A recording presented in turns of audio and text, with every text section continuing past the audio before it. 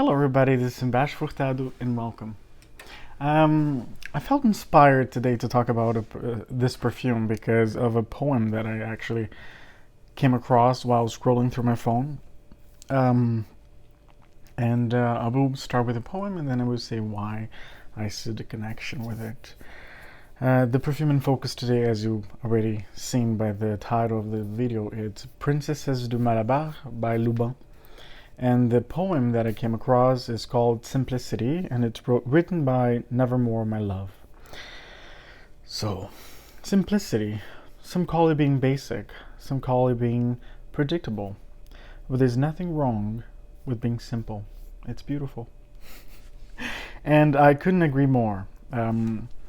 I believe that simplicity is something that it's overlooked today, especially in the world we live.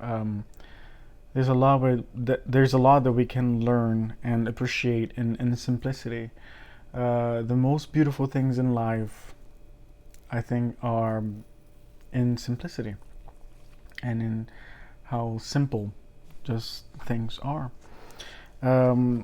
This is a simple perfume, yet very complex. But as soon as I read this poem, I thought of this perfume. This perfume came to mind right away. Of course, I have many other perfumes that also convey that feeling of simplicity, and also transpire the feeling of simplicity, but are also very complex. But this, for some reason, stood out from all the other ones that I have in this specific context. So.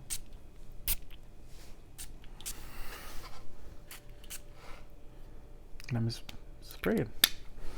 So this is Princesses de Malabar by Lubin, and this is part of the classic female collection.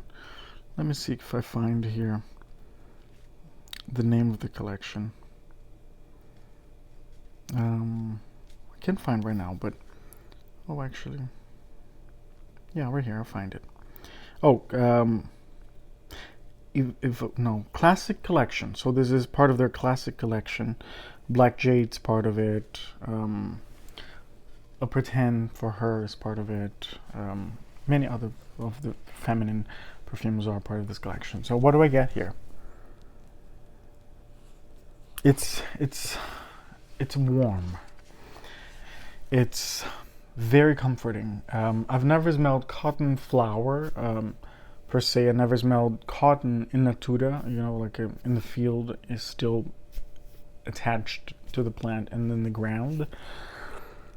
But for some reason, I think of a cotton field when I smell this perfume. It really gives me that feeling of the softness of cotton, and this color is very much representative of the scent profile. This shade of, it's kind of an orangey pink. It's warm and it's inviting, and it has these streaks of cream color that I think are just perfect. It was a perfect choice for the cap for this perfume to illustrate what it smells like, because it really has that warmth. It's like somewhat ambery, but not resinous. It's not thick. It's like a light syrupy kind of amber, accompanied by beautiful white musks and warm florals, and I don't really get spices here. It's mostly, it has a strong iris presence too, but it's so well blended with everything else that no note becomes too much. There's nothing in evidence so much in here. It's very much an abstract kind of scent, like the cap. It's abstract feeling, and it moves like in a very abstract way. Lubin let me read what they say about this perfume. A land where women reign supreme. On the Indian peninsula of the Malabar coast, the Nair princesses dreamed of a sophisticated, harmonious society where women held a central position. Legend has it that the lush forest of Kerala produced magnificent bluebirds with golden collars to pay eternal homage to the princesses. Since then, at the end of every day, these fabulous birds have created a unique and melodious love song that is carried on a floral, musky breeze up to the heavens. So it's a very floral, musky, warm kind of scent. They list the notes, the top notes: cotton flower, bergamot. Like I said, I've never smelled cotton flower, so I cannot speak to the authenticity of this scent in this perfume. But it really gives me the feeling of, being there in this cotton field in a warm day. And peach flesh, white magnolia, Arabian jasmine, and nosy bee, ylang ylang are the middle notes. I don't know what this specific kind of ylang ylang is, but do I detect it here?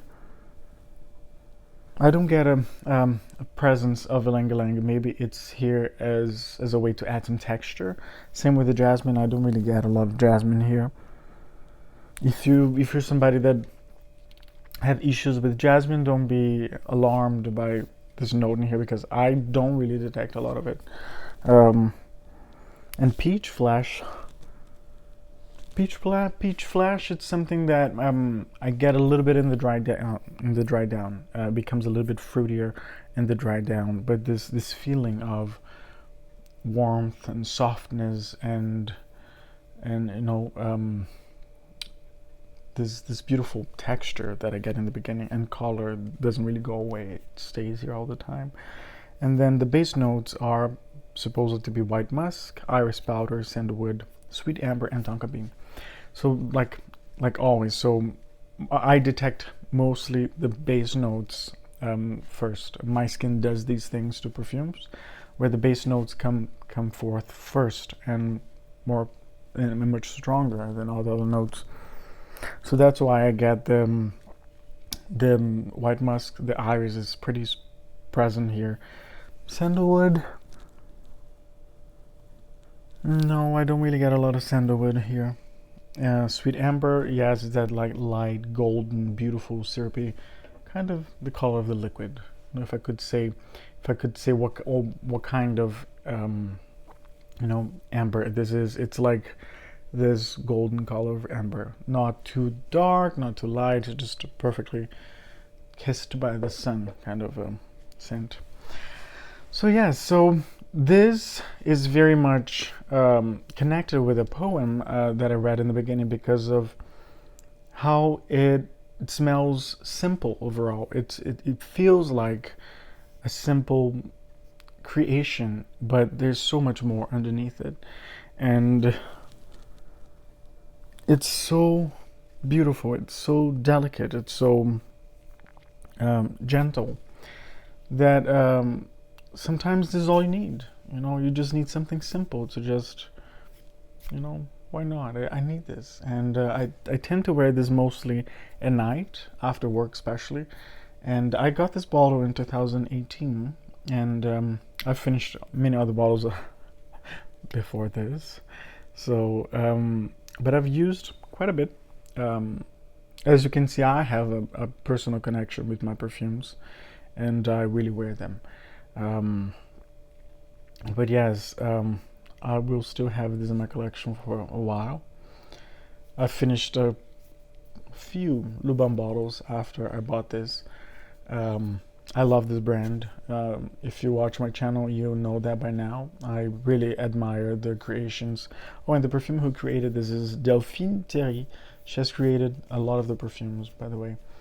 And their perfumes are extremely underrated. Really well done. There's a lot of craftsmanship behind them. There's a lot of thought behind them, and I really, really admire this brand and the perfumes that they come out with. They don't launch perfumes that often. It's once every 2 years, if You know, they have a collection that's the Talismania collection. They have some beautiful, unique perfumes that for some they may not be that unique, but to me, since I haven't really experimented many perfumes that goes in those lines, they are quite unique to me, and I really love the quality of these perfumes. They, if they were bottled in perfume in bottles of other brands that charge 10 times more what Lubin charges for them, I'm pretty sure they would be very popular and they would sell a lot, because Lubin doesn't charge much for these perfumes. They're not expensive, and I just love it too that they're not expensive perfumes, and I really admire this brand. So if you could please, sorry for that, that's the oven.